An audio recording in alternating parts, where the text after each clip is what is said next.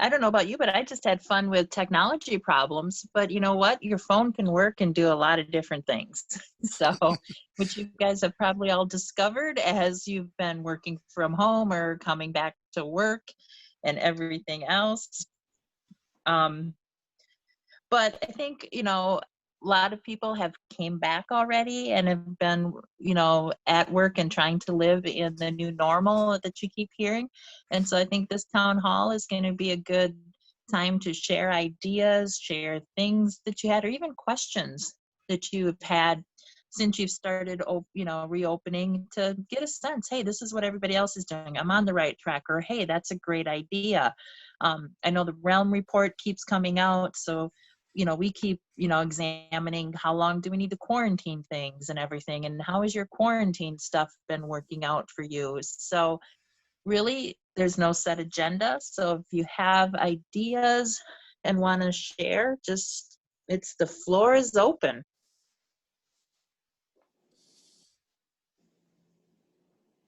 Hi, Brenda. Hi. This is Shelby. Let me start my video so you can see a face. Hi, Shelby. I know I've got it going on my computer without a mic, which keeps telling me my microphone is failing. So, but at least I can see you there. Hi, James. Hello. We're still not open, but we've gone digital.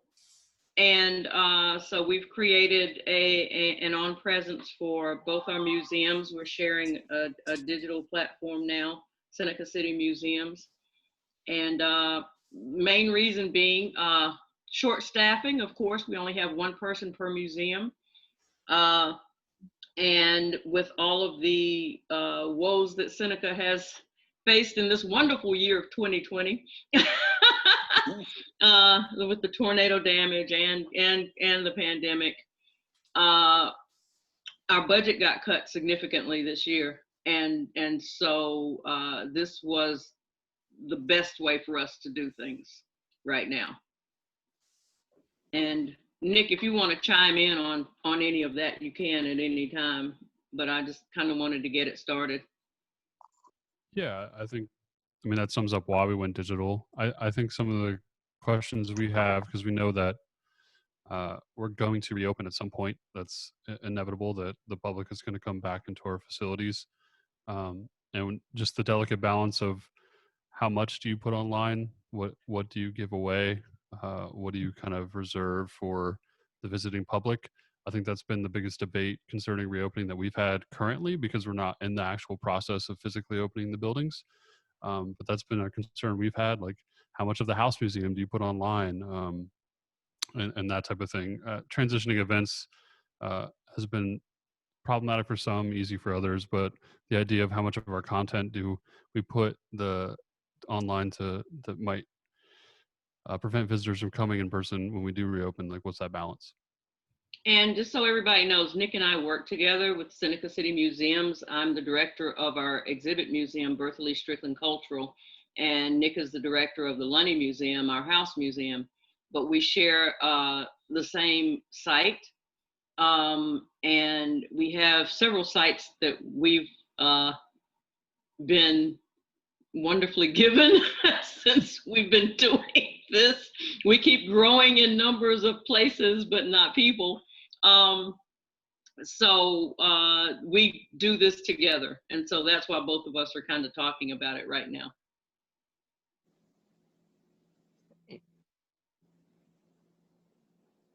Has anybody else had, what have you, I guess the ratio of what have you been made available digital, the question that Nick brought up, has anybody else been encountered that, and what have they been doing with it? Oh, it looks like Michael wants to say something. You can unmute yourself and you can talk. Oh, you need to unmute, Mike. Excuse there me. You go. I wanted to just say that I've been on another call, Zoom thing where a curator was concerned about the idea of putting too much of their collection on, public digitizing material that ne'er-do-wells might, then realize that it would be worth going there to steal it. And he was involved with house museum that maybe 20 or more years ago had a very unfortunate set of circumstances. Now, I meant, people can visit your museum and figure out what's valuable too, but if you're having it all there and then having it nicely identified as, what it is, it may, he was concerned about that. What can I say? Yeah. That's actually legitimate because first of all, once you go online, you have a broader audience. So it's not as confined as the people that would physically visit your space. So we know that, there are those out there. So I had never thought about that, but that's a good point, Mike. Thank you. Yeah, because I hadn't thought about that either. The main conversation we've been having is we have the capability of scanning an exhibit, putting it online in a 3D space, like how you can tour like a business on Google, like move through points, that type of thing. It does high-res scans, and we've been doing it for the Berkeley Strickland Cultural Museum with their exhibits in the past. And we were having conversations about with the historic house, because the exhibits are more permanent. How much of that do you scan? How much of it do you put online? If you do the whole house, does that then give away so much that no one actually wants to come into the space? Those kind of conversations. But I'd never thought about advertising essentially what you have available to thieves. Brenda. Yep. Hi, Ann. Hi. This is, I could turn my camera on, I think. See if it comes on. Yep. Oh, hello. This is kind of a tie-in to what Nick and Shelby were just saying. I think what I'm curious about, and this is not a give me an answer. This is a, for anybody who is putting certain things out digitally right now, if you're not open, I'm curious to see what sort of then traffic happens once you are finally able to open. Because I think that actually is the other side of the coin.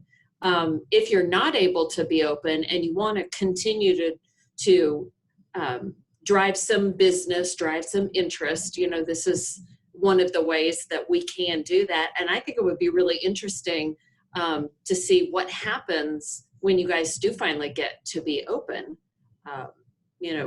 Will you see an uptick in the number of people that actually come to look at, go through your museum, or another institution like want to come and use your collection? So I think that's an interesting opportunity for all of us to just kind of consider as we're going through this. So that's just what I wanted to say. We've actually asked that question, Ann, and we're curious too, to see what happens. We're reaching a broader audience now. We can, go through our analytics and see our visitorship online, which has almost tripled than in person right now, and still growing. So we're very excited about that.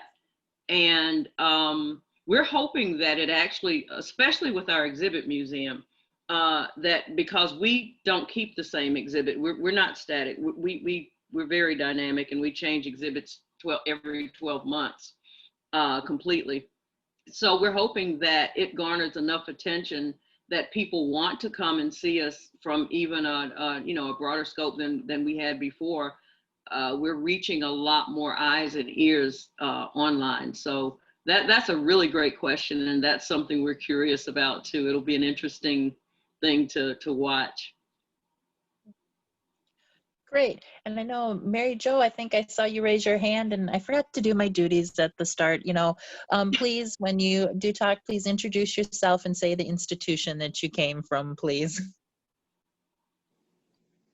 Hi, thanks, Brenda. My name's Mary Jo Fairchild. I'm the Manager of Research Services at the College of Charleston Special Collections. And I thought I'd share just a little bit about how our first week with researchers on site has gone, and what kind of services we're offering right now. Basically, we're running two archives. We're running an on-site archive, and we're running a virtual public services interface. I should say archive is a bit too general. I think, you know, I'm speaking purely from a public services perspective. So it's challenging, but, you know, because we are limited in the number of folks that we can actually have on site in the department, you know, the folks who are working from home are handling the virtual aspect of our work, and then we have folks who are working on site. So, you know, the virtual services include everything from research consults. We're now monitoring our chat channel through LibApps every single day. We're also funneling all of our reference requests through LibApps as well, through tickets. And so we're trying to collect more precise statistics on this pivot to virtual public services. So with that in mind, if anybody else is interested in talking more about the sort of pandemic pivot to virtual public services with me, I'd be really interested to have a conversation and perhaps build a presentation or an article to reflect our experiences during this time. We're also doing all of our instruction online. So for the on-site services, you know, we share space with the South Carolina Historical Society archives. And so what we've done together with our Historical Society colleagues, and I see that Virginia is here, Virginia Ellison, who's the Director of Archives and Research there. We've, you know, split our staff. There's folks who are from the Historical Society, hey Virginia, taking half the reference shifts every day, and special collections folks who are taking the other half. And we used to have 2 folks on duty in the reading room, and now we're down to 1 for obvious social distancing reasons. But we have developed this sort of team dynamic. So we have a special collections staff person and a historical society staff person together each day, and whoever's not on the desk provides support and backup for the person who is on the desk. So far it seems to be working really well, but Virginia can speak probably a lot more in a lot more detail if anybody has questions, because she's been on site, and the Historical Society has been bringing in researchers to the library. And students come back on Monday, so we'll see what, you know, it looks like once we have folks back on campus for real. I'm also I'll wrap up and just say I'm curious to hear about other folks in repositories with on campuses or otherwise with students coming back, and how that's looking in terms of public services.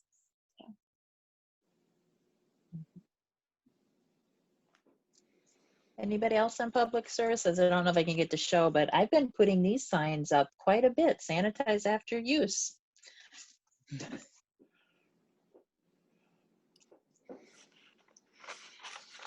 How's other people, the public libraries? How have you guys been dealing with the return of your patrons? Because I think the public libraries have been open since about mid-July in the state. Do we have anybody in public libraries here? Yes. Good. We have been open for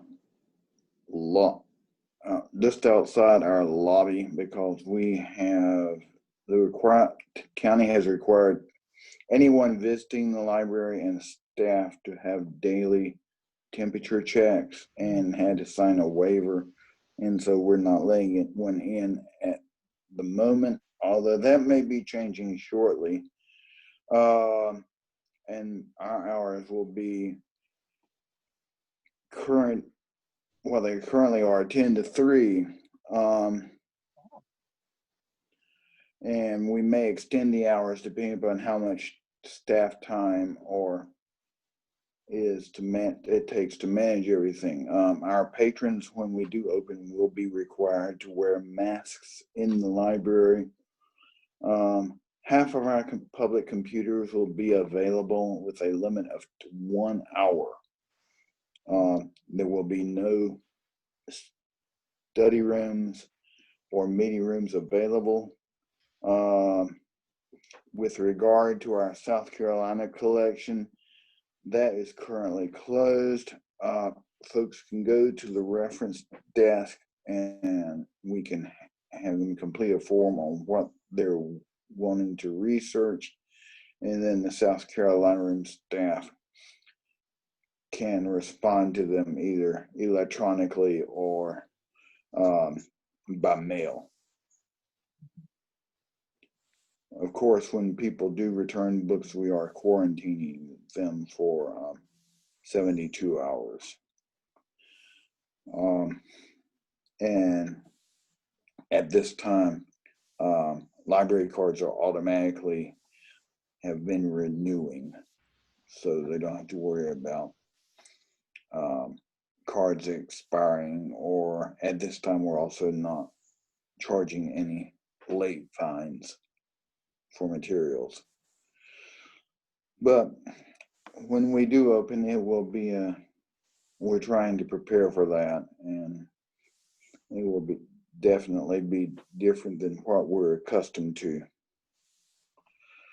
Yeah. If anyone, I'd be curious to know if any others of this museums or the historical society are requiring folks to wear masks. I'm guessing they are. Excuse me, Edward Blessing had his hand up earlier. Okay. So if he wants to join in the conversation. Chime in, please. So I'm over Edward Blessing. I think my camera is really weird. It's got a little bit of fisheye going, so I hope that doesn't disturb anyone. So I'm with the Caroliniana Library here at USC. So we have been, much like Mary Jo said, we've been doing it. Sorry, can folks not hear me? Need to go up a little bit. You're too far from your mic. Oh, I'm sorry. Well, hopefully this is working better. Microphone.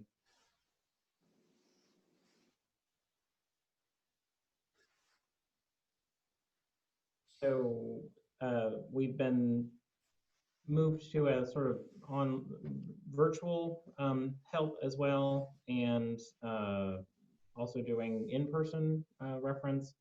We're limiting to one person at a time for collections access, and we're only doing a very limited amount every day. We're trying to schedule folks between 10 and 2 during the day. This gives us a bit of a buffer to come into work and be able to either have pulled things or do some cleaning, and then sometime in the afternoon to do some cleaning. So far, we've just seen faculty and graduate students. Actually, I had a graduate student from the College of Charleston here last Monday, so that was nice. And really the bulk of the work we're doing has to do with a lot of scanning. So I think I had mentioned in the last town hall that we were planning to do kind of a model of scan and deliver for as many of our patrons as we were able to. And so we've done a lot of scanning. We've made about 8,000 scans to fulfill about 200 reference questions. And this is everything from manuscripts to published materials that are out of print and hard to get a hold of. So we are taking copyright into consideration, to be sure, and really we've had a lot of genealogy requests, I can tell you that.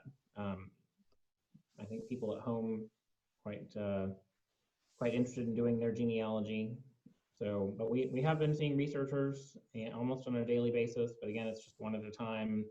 And yeah, so much genealogy. One at a time, and they are required to wear masks, and they are required to make appointments at least 24 hours in advance, just because we're so spread around in terms of what our collection materials are. So, and on one hand, it's been challenging to shift kind of the model of reference that we're doing and the model of access, research access, to move to something much more digital. But on the other hand, it makes it more interesting in terms of seeing, from a staff perspective, seeing a wider variety of collection materials instead of actually being able to handle them as we're scanning. When we're handling items that either we're scanning a complete volume or we're scanning, say, a complete small collection of manuscript items, we are doing high quality scans and holding onto those, and we're planning to have a workflow whereby they go online. So this is hopefully like a one and done handling situation where we're not actually putting more wear on collection items, and we're thinking about preservation for the future as well. So, but it's been a busy time. I can relate to you on that. It's been interesting. I've been the only one working in the archives for a bit here. And so being able to just concentrate and answer reference questions, but see the collections again, I've discovered a lot more about our collections, which has been great. But I think some of it too, and I wonder if other people are going to see this more. You're going to have tension, I guess is the word I want to use today, between you're going to still have to provide a lot of those virtual services, but also those in-person services. And so how are you guys handling that? I think Mary Jo alluded how they're dividing out their staffing and where the people that aren't on the desk, they're the ones covering their virtual and all of that. But has other people been having to deal with those types of issues?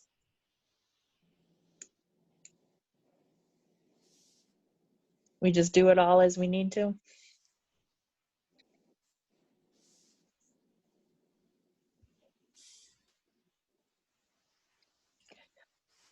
Okay, so is everybody, what's everybody doing about quarantining their material? Are you doing it like, do you quarantine so long after you pull the material, before a patron can use them, and then how long are you doing it afterwards? What are people discovering in that part? Virginia, please. Yeah, we started offering research appointments this past week, which was kind of a bad idea, seeing that Monday was a holiday.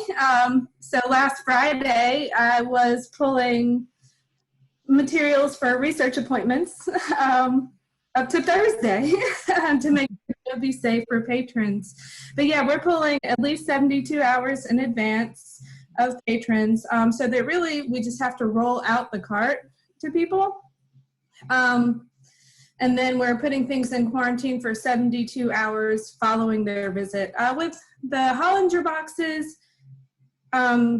just for lack of space, and we pull so much when researchers come because we want them to have a fruitful visit, we have been putting them back in the stacks with a note saying, returned on this date, just because the sheer volume was overwhelming. And having so many pieces out there was difficult.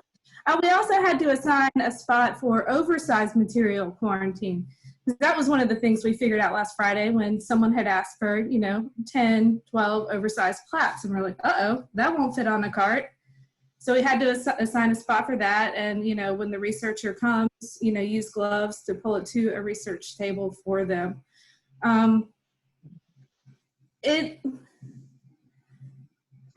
It's a frustrating process. I'm not enjoying it, the quarantine. I don't think anyone is. And again, when you're pulling things 3 days in advance, you want that researcher to have a fruitful experience.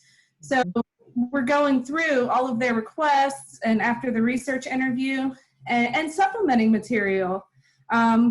That can also be bad because you're like, oh, you just have a 3-hour appointment, but I have all this other stuff. Maybe you should spend some more time here. And we had one gentleman who came for 3 days this week. So we pulled a lot of material for him and just decided that we pulled it all in advance of his visit because, again, you don't know how fast the researcher is going to go through materials, and just decided to put things up either back in quarantine or back on the shelf with a note on it each afternoon after he left if he was done with items. But there's so many little pieces that we're figuring out. I think we're doing a good job so far. This first week has been busy. We've had researchers for pretty much every appointment. Next week will be a little bit slower. I think people are waiting for us to open. As everyone said, there's a lot of genealogy going on. That there definitely is. Yep. I'll also say one of the things that is another wrinkle to what Virginia mentioned, is that we're not doing any spontaneous pools for researchers because of the quarantine, which goes against the reference and access ethos that we all have. So it's also sort of a ideological struggle in addition to like all the materials. Anne has raised her hand, Okay. so she wants to Anne. jump in. Sure. Anne Merriman from USC Upstate. I'll turn on my camera again. I'm wondering if, so listening to Virginia describe kind of the challenge with pulling and quarantining for 72 hours prior and 72 hours after, I'm wondering if it might not be worth considering if we do the pulling and we do it with gloves on ourselves, if we can't eliminate that 72-hour pull, especially in these locations where you guys are really busy, like you're getting a lot of people. And I don't know if that would help the process or, just not be even worth trying. I haven't dug deeply into the research about quarantining library materials, so maybe it does answer this question in there, but I'm wondering if that 72-hour pull prior could be eliminated, and if you do that step with protective with gloves on, that it might maybe make that a little bit easier. It's just, I'm throwing it out there for conversational input questions. J.W. McRee in the chat said that they are quarantining 72 hours upon return of items, and that they're also taking time to clean computers between patrons being allowed to use them. And if he's remembering correctly, he thinks that they're limiting that to 1 hour per day of computer use. Yeah. Going to Anne's part about, about wearing the gloves and the 72 hours, I actually asked up at our main library, how are they doing the books when they're pulling those? Because they're doing curbside delivery. Because I thought, okay, pulling of the books is the same as us pulling an archives box. And they actually are wearing gloves, and they're not having a quarantine period after their staff have actually pulled it. But they are doing it when the stuff comes in. There's, I think it's a 72-hour quarantine on the materials. Because I was talking with them recently, I think one of the last Realm reports that came out, which I only glanced at, they talked about stacking books versus unstacked books, about how long the virus lives. So then I'm sitting there going, I haven't seen one about archive boxes and folders within archive boxes yet. And I don't know if anybody's, is that part of a report that's out there already? Because again, it goes to, when we put it back on the shelf, how long does it take the folders within? But I can't see us spreading folders out either to make them unstacked when we don't have enough space. But, it's all these touches and trying to figure out what's the best and safe method for the patron, but also your staff and everything. So what was all of your conversations around that type of thing? Brenda, Anne said that what prompted her question is that access services in the main library is doing the same thing that our library is doing. And so she was wondering, well, if they're doing it, why can't we? Yeah, I mean, it's crazy. I admit I broke our rules last week when I did a spontaneous pull because somebody really needed to see something, and they had looked through what they needed, and what they were looking at led them to this other collection that had the answer that they really needed.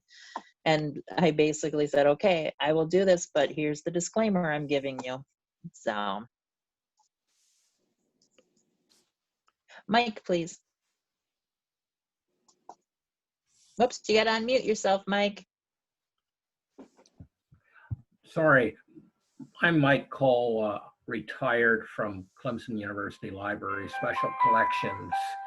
And the bottom line of it is, what do people personally do in their lives when they get groceries? Do you quarantine your groceries for 3 days before opening a box of cereal, or what? I mean, not just, this may not be the right thing to ask, but, I'm just curious. I'll talk on that because I'm OCD. I clean everything that comes in from the grocery store. I throw the bags away. And I mean everything from a box of cereal to a can of tuna. Everything gets sanitized completely as soon as it comes into my house. So you can't do that with some archival materials the way that I sanitize that kind of stuff. But yeah, I'm that person. Okay. No, it's consideration because we want to make sure that our policies are out there and how, consistently applying them and not being like me. But, it's these concerns, and we want to keep a safe environment for everybody. But it's like, where do you start finding that balance? Well, Brenda, if I may, we just came upon a situation where one of the high school teachers reached out to us because they're going to be giving their students a project, and we got an email that he was sending out to all of his students, listing us and every other institution in Oconee County as, oh, go here. Okay. And we were in total panic. So we got in touch with the Walhalla Library, which is the main branch in our county, and he was in a panic too because he had gotten the same email, and their research area is closed still, and our museums are closed. But what we came up with, we all got together on a Zoom call and decided that whenever the students chose a topic, that it's going to take a little bit more time for us, but we're actually going to give them access by way of us copying what we can or whatever, or giving them links so that they can access our materials, and we don't have to expose our archival things to them directly. It's an interesting situation that we're going to see how it works. Yeah. That leads into a segue with instruction, actually, because how is everybody dealing with instruction, even within, within everybody, no matter if it's an academic library, historical society, public library, how has your instruction changed? Have you created any nifty videos that we can all use on how to use an archives in the time of COVID, or have you done more online things? So what tools have people developed to help with their instructional aspect and to keep everybody safe? Because, and you can't bring a class of 20 probably in any of our places right now. I think Mary Jo had her camera on, so did you have something to add to that? You're quick, Brenda. I'm trying to keep it, like, we've got too many things going here, but I'm trying to catch you guys. Yeah, well, we are wrapping up a virtual tour of the archives, a video virtual tour, and it really is primarily instructional. It's not just this is our space and this is who we are, but it pulls examples of different types of source material and archival objects from both the Special Collections repository and the South Carolina Historical Society's holdings, in the hope that we can distribute this to students and other visitors in lieu of an actual on-site visit, especially for those, like those groups of students that we've invited in the past. Yeah. So as people breaking their videos down, I'm just thinking, when you look at instruction, because maybe this is a way that to help everybody out. If there's a certain thing, like maybe somebody's already done a video on how to read a finding aid, or, something like that, is that there are ways that maybe we could share? And if other people are thinking about creating certain videos that, share alike, so we're not all maybe reinventing maybe the same basic archival information, and then we'd only need to do videos that are specific to our institution, because maybe something along the lines, what is a primary resource, or things like that. Has anybody done those? Brenda, Suzanne Singleton from Francis Marion in the chat. She's made a couple of PowerPoints on using newspaper indexes, using parliamentary debates. She's currently making a video on how to use microfilm scanner just for a history class. And that class came in this morning for library instruction. So there were only 8 students, so they actually fit into their classroom. And one other thing, Edward Blessing, for those who are interested in the great grocery question, dropped a link in the chat on some advice that he's found on YouTube. Oh, I'm sorry. There was one more in the chat. This is from Mary Jo. That SAA CPS Collective has an amazing thread of video of folks from institutions around the country, and she's going to try and find the link. Excuse me. Yeah. Great. No, that TPS Collective actually has done some really nice work. And I know, we're looking at, instruction. We can't bring the classes in, so how can we engage them in the online environment and things? I was going to see. Actually, Tara, can I put you on the spot, and can you talk about some of the stuff you've been doing here for special collections? You got to put you're on mute yet. I can hear you, but I can't hear you on my computer. All right. There we go. I get the video. The video doesn't want to work. We're having technology problems here. Nope, there you got your video too. Okay, You're good. I'm at the wrong computer though. Yeah, actually I have that link to the TPS stuff too. If you can't find it, I'll figure it out here in a minute. No, I come from an online background, and there are some great things with TPS. We are sort of in the process of, I just created a how to go to an archives video, narrated PowerPoint, and that I shared actually live for the first time online in a Zoom meeting. But I think we are going to we're getting maybe a little punchy here in our special collections about how we want to approach this, but I think a video tour, a sort of behind the scenes, come on, follow us into the aisles of the stacks, for the archive, is probably going to be a great way to give people a sense that that we're an ongoing thing, and that they could have fun in an archive, and it's kind of a marketing thing as much as an educational thing, but I think that kind of thing will be very useful.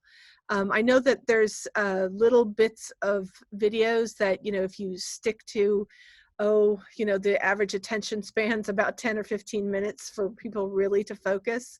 That's what we're going to try to work on, of the various things, finding aids, as well as how to do that, how to scan and that sort of thing. But we're working on that, but I'd say if anybody else has already sort of already created the wheel, we don't need to reinvent it. I sent off some of what I did already to somebody from the TPS Collective who's in Canada, some of the materials I've already created. So I'm happy to swap materials if anybody wants to do that. So I think this is a time we're all discovering, different ways and new ways. And that's part of, the silver lining in what's all happened for us. It's giving us new opportunities and ways to think about how we do our jobs, how we do our services, and that type of thing. It looks like Mary Jo's got the link in the chat for people to see. Yep, that looks like it. Say, I'm not. She's fast. She got to it. So with instruction, I mean, is there other things that people are doing? Anything? You know, we're just always trying to look at different ways to get our message across to the students, and how can we engage them, because it gets very hard. You know, like when we're saying we're getting punchy with videos, we were kind of thinking Monty Python in our videos. So we don't know if our students will understand that or not. I don't know if they get the reference. You know, come on, follow me. As we go up and down the aisles and show them, you know, wonderful items. Yeah. Yep. But just like, you know, what people were saying about, you know, what they put out digitally, you know, is all of these types of things. Will that help draw people to the archives? Because we're not, you know, thinking, oh, it's online, so they won't come visit us. That, you know, the opposite can really happen. It's going to make them more intrigued and make them realize what we do have and that type of thing. It's something in here. Ask them the 3 questions. Do you know what? Anne, can you explain on that one? That's Python. Oh, Before Python. you should Okay. cross The bridge of death. Yes, you must answer these questions 3. What's Yes. your favorite color? Right. What is your quest? I was just trying to be funny. I got it. Must answer these questions 3. Brenda? Yep. Interestingly enough, this is Shelby again. I just got a phone call from a lady in the community who got a phone call from a Clemson student.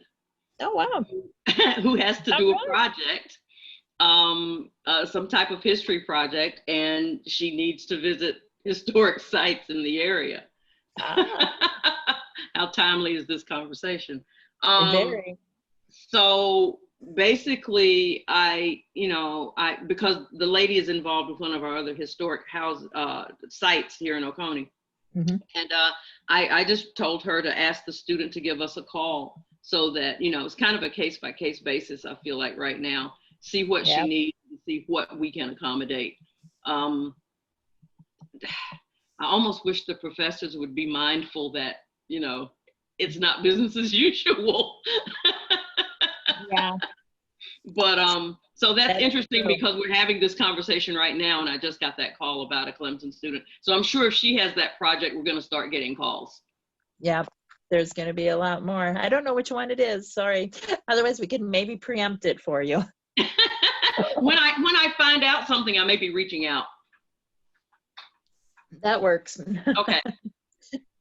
We'll have to tell them all to go to the botanical gardens because it's outdoors. There you go. Shelby, do you want to mention your digital site? Yeah, I put it in the chat, but it's Seneca City Museums with an S.org. And again, that's Lunny and the Strickland Cultural Museum combined our efforts to I don't know, we're figuring it out as we go. We're hoping that it's exciting to people, and hoping it engages people that haven't even been engaged in museums before. So we've got Nick, you can chime in on this, because Nick is the guru that creates all the technical stuff for us. We do our own in-house filming, and we got everything in-house now. We do a podcast in-house. We've set up a room at his museum that is our studio, basically, and so we do all of our podcasting there as well. And then we have some more 2D experiences as well that we're adding on. And we had started a in-person storytelling program for kids right before COVID hit.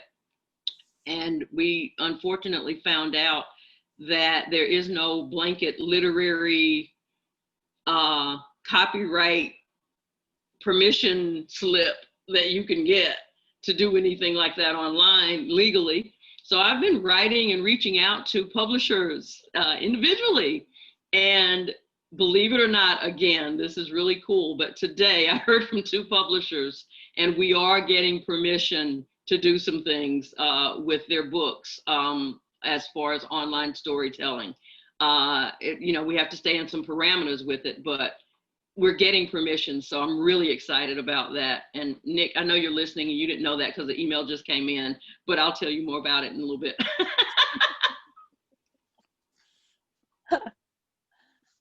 Yeah. Nick, you have anything you want to share about what we're doing?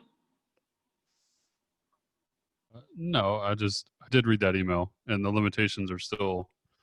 I don't know. It's interesting around literary copyrights how much more difficult it is to be able to utilize those materials compared to other forms of media, which is quite odd to me. But I guess it is so easy to reproduce or pass along that kind of material. But yeah, because I think some of the limitations, at least the one that you just sent me, were around like they had to be locked to specific people. Yeah, and you're gonna have to figure that out for me. Oh, great.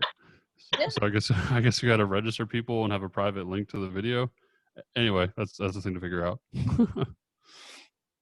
More loopholes or more obstacles or hoops to jump through with some of this. And yeah, I mean, it is surprising because it is the different type of medium that it's on and how it's disseminated causes so many more different issues that need to be considered in that. So. And it takes weeks just to hear back from anybody per publisher. So it's really interesting. Mm-hmm. So what other things have people encountered as they've been in the last few times since, well, I think the last time the group met was in July. So you've got all of August and a bit of September here. That's what things have came up that once, you know, making you what you're trying to figure out or that type of thing.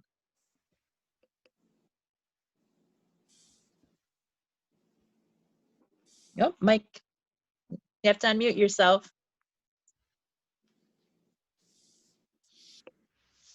I just wanted to ask something because this is the time of year that traditionally the Society of American Archivists would have their annual meeting.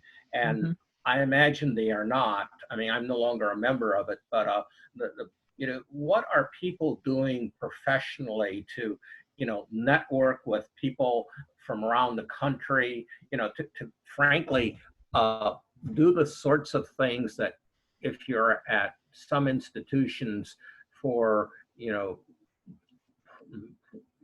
tenure and promotion and, you know, just reappointment and, you know, and frankly, to make a name for yourself, to get a better job, or, you know, I mean, there's all these things that professionally meetings are useful, you know, just the elevator conversation and you know, how, you know, what are people, you know, frankly, that's one of the things that I just can't imagine being a junior faculty member and not being able to, you know, be on panels or, you know, try to get, you know, presentations done. And that's just a general question, and maybe things have changed, you know.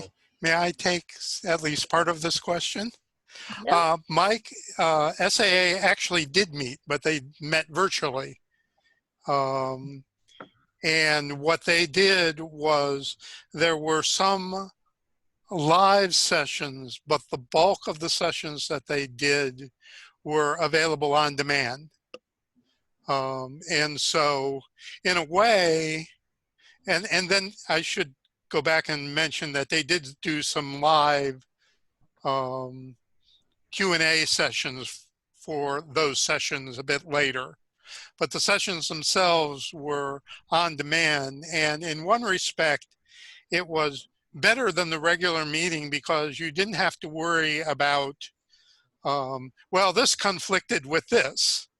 Because since they were on demand, you could just go whenever you wanted and see it. And they those sessions are still available. The meeting was in early August, but the sessions will be available for a while for people to look at it. And a plug for SCAA. We are doing a virtual conference. And unlike SAA, we are not charging for it. It will be October 16th. We'll be meeting next week to finalize the schedule. But a lot of organizations are going to online meetings. SCAA just announced that they were going virtual for their meeting. SCAA apparently, at least their business meeting was virtual earlier this year. And there are an awful lot of either free or fee continuing ed out there that people are taking advantage of. And Edward just said SCLA is virtual this year. And also SELA is having a joint conference with GLA. But if anyone else would like to talk about what they've encountered as far as meetings and that sort of thing. I've actually gone to more conferences this year than I could in person because everyone has it virtual now. And the cost is a lot less expensive. So with the same amount of money, I'm able to do more than I would be if it were in person and I'm having to travel and hotel and, you know, et cetera, et cetera. So it does have some advantages right now as far as being able to conference. And then there's just a lot of, Mike, there's a lot of like smaller groups that do a lot of, you know, between WebEx and Zoom, you know, you got brain overload going on right now, actually, because people don't have to travel. So there's more meetings, there's more classes, there's more, you know, webcasts and everything going on right now. It's overwhelming a little bit, and you have to pace yourself. But it's good because you do get to pick and choose, like James said, so you don't miss anything. Well, that I think is good for, you know, you want to see the sessions and you have a chance to pick and choose. I think I'm new to the game myself and have been faced with this. What do I do? And that's one of the things I liked about the TPS conference, a kind of unconference thing, was that it was, you know, there's still an ongoing conversation, and you know, we have to do a little bit more work as new faculty to find, you know, sort of that networking thing, but at TPS was doing a great job of that, where it was, you know, online and well worth the day, and even with the Zoom problems that they had of Zoom bombs and whatnot. But I think, you know, we have to pay more attention to any of the listservs and reach out and be pretty proactive. But there's a lot of work like that going on. I'm getting a lot of emails from groups and people saying, hey, you know, if you're interested in an opportunity like this. And that's a way to get more of that networking and getting to know people. I'm sitting in on this. I have very little to offer the group at this point in my career, but I'm doing it because I want to be able to put names and faces together. So I think it's just one of those things where I think we're all learning, especially as new faculty, that we're going to be a generation that has to work a little harder to make those connections more easily, you know, that, you know, aren't going to be as easy because we're not going to be sitting in a conference and wandering around and in elevators and all that, at least for the time being. So it just takes a little bit more work, I think. But as long as the people, you know, who are higher up in the food chain are offering, you know, to be that kind of, you know, network and offering opportunities like that, then I think we'll probably end up being okay. So, so please, I want to get to know all of you. I should say that the Academy of Certified Archivists is apparently in the midst of trying to figure out exactly, you know, if you recertify, petition, exactly how to handle virtual conferences as opposed to in-person conferences. Haven't heard what they've decided yet. They've delayed recertifications for people for about a year in order to help folks build up things, because they realize folks can't travel and can't go to things. But that was a question that came up at their annual meeting this year. You know, James, National Association of Interpreters actually has, they have a lot that they offer, but only certain things that they offer you can go toward your recertification. And you have to be proactive and let them know by, you know, click here or whatever, that you want this to go toward your research. So that might be something that, you know, that the archivist could look at as well as doing it that way, something that qualifies for recertification that they're doing online, and separate that kind of from everything else that they're offering. I will pass that along. Brenda had to leave, so I am taking over moderation duties, although I can see a few other people also had to duck out because of other responsibilities. So one thing that I'd be interested in hearing from anyone is whether you've had to make changes as to what you planned on doing in dealing with patrons or other policies and procedures that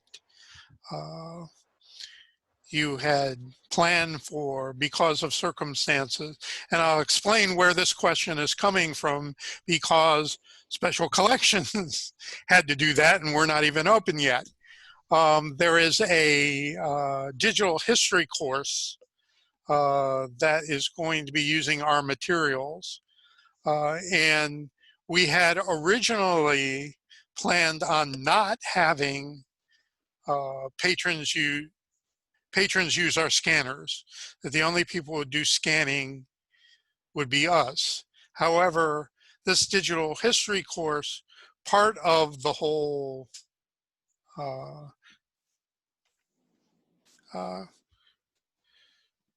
reason for the course is to get people into being able to do digital history. So scanning stuff is part of that. And so we made the decision that if a class had scanning as an integral part of the instruction, not just, we need to scan some stuff, you know, so that we have it, but actually that's part of the basis for the class, that we would allow students to scan. The second change that we needed to make was, I don't know how many people are aware of this, but at Clemson, they have done some ground penetrating radar scans at our cemetery, Woodland Cemetery, and have discovered, I think it's at least 300 now, graves of enslaved persons and sharecroppers. And the university's Board of Trustees has been very interested in making sure that the process is transparent. So they have hired a researcher. Well, guess where the stuff is that they're going to be using? Special collections. And so originally we had only planned on having 2 people in the reading room at any one time, 2 researchers at any one time. Because of this, we've actually expanded it to 3. We had room to do that earlier, but we were playing it a little bit safe. But as it turns out, we're probably going to need to do that because we're going to be juggling bunches of people. So I'm just wondering whether anyone else, either prior to opening or during opening, has suddenly found out, you know, we had planned to do this, but that's not going to work, and we're going to have to change it. And if so, what did you change to?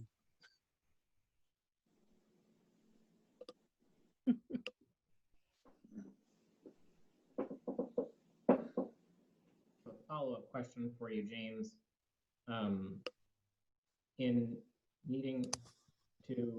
having more folks come in, do you have to up your staffing in your reading room when you have more researchers?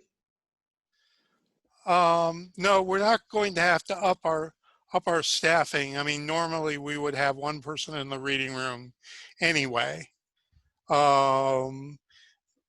If we get a lot of people asking for stuff, that may mean that we're a bit slower. On the other hand, like a lot of places we, are going to, you have to make an appointment to do research. And so we should be able to pull material ahead of time so that they'll be able to get it. So we're not, at this time, we are not contemplating having to add any more staff. I mean, all of us are on rotating schedules, some of us working Monday, Wednesday, alternate Fridays, and the rest of the staff doing, Tuesday, Thursdays, alternate Fridays. So there's going to be, at least 3 people or so at any one time in special collections, barring illnesses or appointments that actually take you away from special collections. So as of right now, no, we are not having to think of increasing the staff.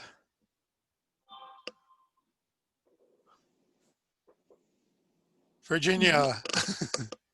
Yeah, I mean, we have a lot of new procedures and policies in place. One of them being that we're only making appointments for historical society members and folks affiliated with College of Charleston, either students or faculty, as well as the College of Charleston's Friends of the Library.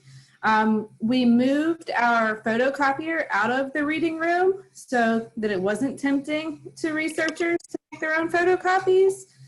And then we normally did a physical paper photo reproduction form, that people would sign saying they were taking pictures with their cell phone or iPad for research purposes only, and had a tracking system where they would write down what collections they were taking pictures of and submit it at the end of their research appointment. We switched to an online form, just, less touching and handing people things. But that has been confusing for researchers because we'll send them the link with their confirmation letter, and they end up filling it out right then. So every researcher that's come in has continued to use the paper form, and that's just seemed a little easier for us. So those are a couple of the policy changes that we've had that we've changed. It's an interesting process. I mean, it's been fun. I'm happy to have researchers back in again, but there is definitely a balance to ensure that staff feel safe and the researchers feel safe. Do we have anyone else who, I heard a little bit of audio. A question to ask everyone, James. The people that are open, one of the things that we keep contemplating, because we see it happening around our area, even though you have protocol where masks are required, how do you enforce that when that person decides they don't have to wear a mask? We are fortunate to have public safety in the library, so we've been able to reach out to them because it has happened since the library has reopened pretty much on a daily basis. We're located on the 3rd floor of the library, which is the top, and in this one corner, just the general students out there seem to feel safe, taking off their masks, and not necessarily social distancing. So the library administration were wonderful and made it very clear that it's not our responsibility to enforce the mask policy. Masks are required. I know that staff have been, you feel a little bit like a tattletale, but we have been calling public safety every time that we see it, because we do want the message to get out that the library is being stern about wearing masks. But again, we're fortunate that public safety can do it, and I don't have to walk up to a student and say, hey, you need to get out or put your mask on. We have off-duty police officers.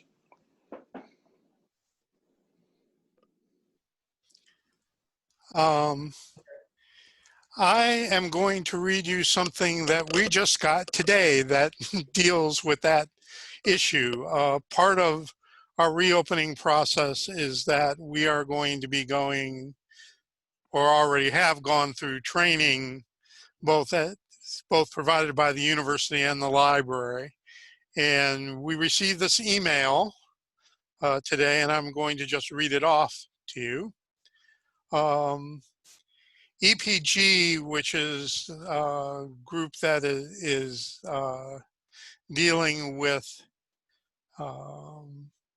policies and procedures and reopening and that sort of thing, has said that employees should feel comfortable addressing acceptable non-compliance, but employees are not expected to respond in all instances. This alleviates some of the pressure that you may feel to address every violation of preventative best practices that you witness. To summarize, in instances of unacceptable non-compliance, employees can either engage in an educational interaction with the patron that explains why and how they should correct their behavior, or ask another employee or security to engage in that educational interaction with the patron. In instances of acceptable non-compliance, employees can choose not to respond, remind the patron of the appropriate preventative measures that they should be engaging in. For example, please remember to wipe down your workstation before using it, or engage in an educational interaction with the patron that explains why and how they should correct their behavior. EPG has also said that student employees, as well as regular employees, should feel capable of addressing non-compliance without having to establish some amount of authority first. This means that the quiz question concerning student employees establishing authority has been changed. Instead of reporting to a supervisor to address the non-compliance, student employees are expected to address the non-compliance. An obvious form of non-compliance, such as not wearing a mask, was specified also to make it abundantly clear that a response of some sort is warranted. We acknowledge that this directly contradicts some of the training that was previously published, but it seems that is the nature of responding to the pandemic, pivoting as necessary to protect everyone involved. So there's another change that we've had to make, and our students actually, for the most part, have not returned yet. They will next week. Anyone else have anything they would want to say on that? So they're relying on student employees and library and archive staff to enforce a policy? It's basically, we are the first line of defense. You know, if we can take care of the problem, then that's what we do. But as it said, especially with unacceptable non-compliance, we have the option of, you know, calling security and having them explain why, gee, it would be a good idea for you to wear a mask. Now, I will say this, special collections is in a better position because we can lock our doors. I mean, we can, you know, buzz people in. So if someone isn't wearing a mask, we can basically say, hey, we're not going to let you in until you wear a mask. So that's an advantage that we have, in that we actually have a physical barrier. And in the chat from Edward, Thomas Cooper Library Building use policy was revised to indicate language that masks must be worn at all times. If FCL staff see students not wearing masks, we can ask them to put masks on if we feel comfortable doing so. We can contact the TCL circulation staff who will come and handle it. And Tara, I am sure that there is a definition of acceptable and unacceptable, which is probably in the training, which I haven't taken yet. My guess is that... No, you know, Jim, no, actually, to be honest with you, I did that training, I believe, and I don't recall hearing what acceptable and unacceptable means. That's why I wondered if that thing, that, because I don't think I got that email yet, and it didn't say. I just wondered if it says. No, it didn't say, but based on the examples that being given, it's a thing. Unacceptable is not doing the stuff that the university has mandated, like wearing a mask. I mean, that's something that the university has said you've got to do. Acceptable is like that thing where, okay, they didn't wipe down the computer before they used it. Yeah. So that's what I'm thinking. I mean, once I go through both things of training, which I need to do by the end of this week, fortunately they're not very long. If I run across that definition, I will certainly send it to you. I will also forward the email that I just read. Oh, maybe I missed it. I don't recall that there was, you know, because what you say, yes, of course, if it was just, oh, they forgot to wipe down, that makes sense. You can say, oh, hey, by the way, but you know, we don't have to worry about it here in special collections as much, because we can, like you say, you know, block the door. But I just wonder if that would be a question that some other people might end up having in this kind of situation. So. Yeah, I am of the opinion that things that the university has mandated that everyone has to do, if you violate that, that's an unacceptable violation. And that some of the extra things that we ask people to do within the library or something like that, and they don't do it, that's not good, but you know, it's a lesser offense. A venial instead of a mortal sin. So 2 additional things. One line of defense with the College of Charleston libraries is where students can only enter through one entrance, and public safety is checking your IDs to make sure you can come in and telling you to put a mask on. Then on another point is the South Carolina Historical Society Museum at the Fireproof Building.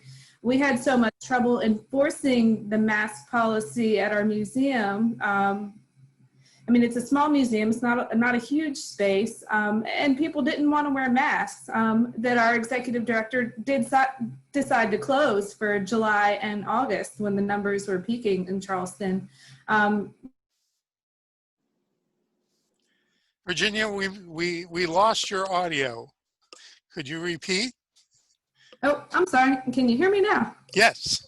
It says my internet connection is unstable. I'm sorry. We're teaching first grade, and my husband is also teaching high school. A lot of bandwidth here.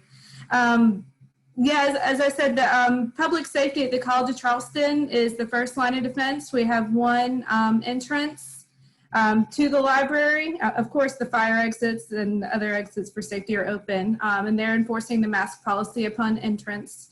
And the fireproof building at the South Carolina Historical Society Museum, we were unable to enforce the mask policy in June, so our executive director did decide to close the museum in July and August. We reopened September 1st. And people seem to be more amenable to wearing masks now after the numbers really peaked over the summer. What will you do, Virginia, if you do have those non-compliant people? What's the game plan? I don't think that our museum staff is required to enforce the mask policy.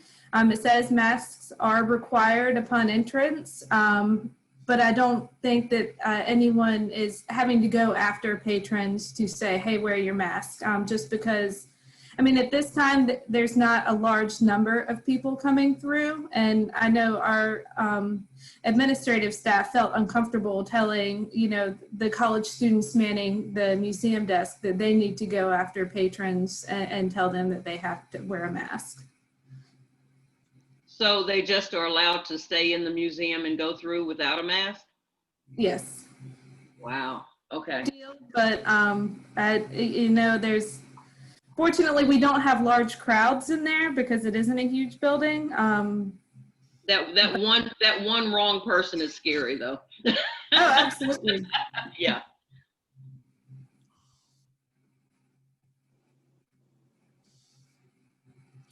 Anyone else have any comments on this particular subject?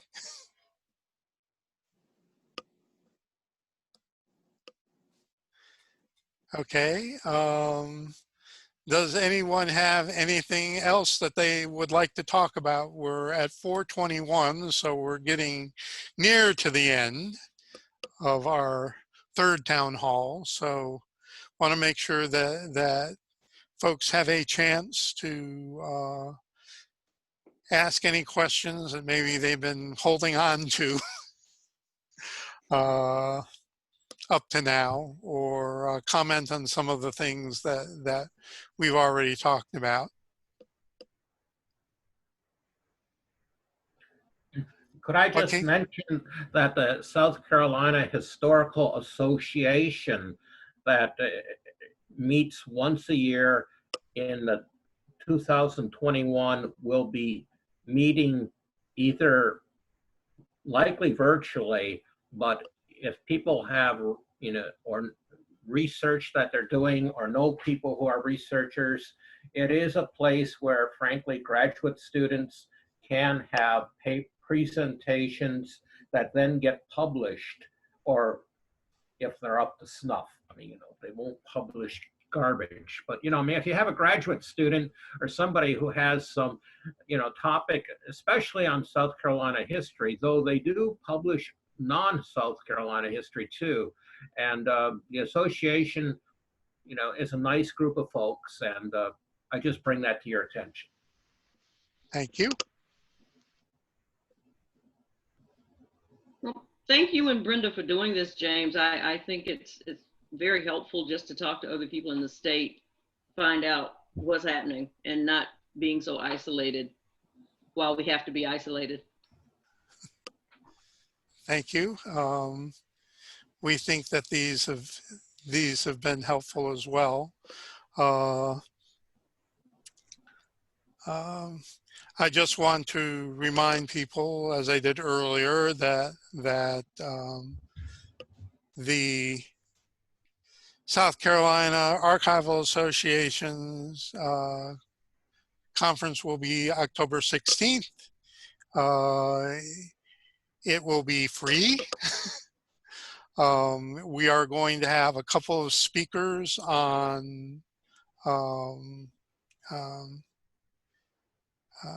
diversity, equity, and inclusion as part of the program, and have a number of interesting sessions, some of which link directly to, oh, this is what we did when COVID-19 hit us and we had to scramble around and come up with projects for people to do. So if no one has anything else, I want to thank you all for coming. We will be putting this video up on SCAA's YouTube channel, and making thanks now to Jessica, who takes such wonderful notes, and when she is finished with them, we will distribute it to everybody, as we have the last couple of times that we've done this. Yes. Yay, Jessica. With that, I guess we'll go ahead and bring this town hall to an end. See you guys. Take care. Bye-bye.